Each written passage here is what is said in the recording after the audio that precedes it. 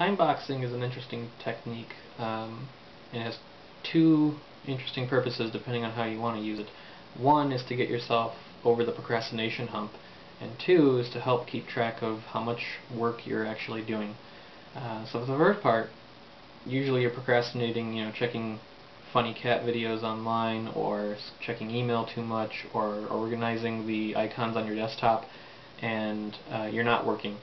And sometimes you just gotta force yourself to work. So what timeboxing does is say, take a short period of time.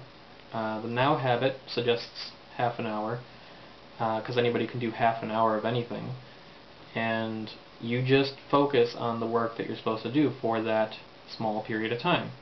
And what you find at the end of that period of time, where you're allowed to stop if you want, momentum usually keeps you going. You're in the middle of the work and you're just like, let's just keep doing this, whether it's cleaning a house or working on game development. Getting over that hump gets you pushed forward enough that you got to just keep working.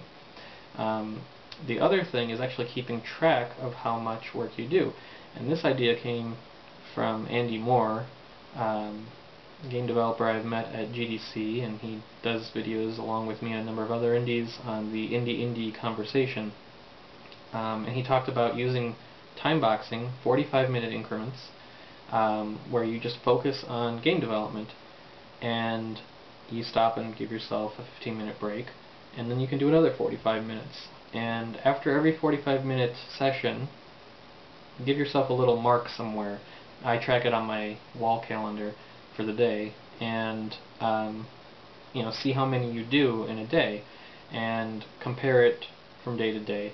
And what I find is that when you measure things, that's how you improve.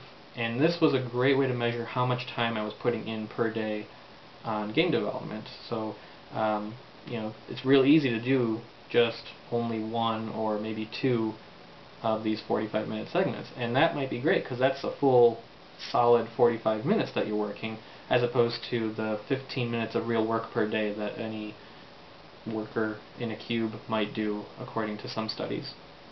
But it's great because I can also say, okay, well, let me try for 4 the next day.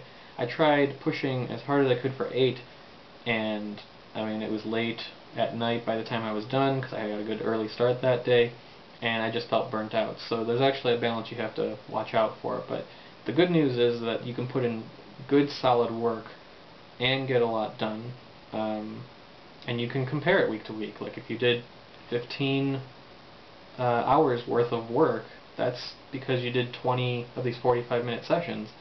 It doesn't sound like a lot in a 40-hour week, but that's 15 solid hours, as opposed to 2 if you're just trying to make things work on your own.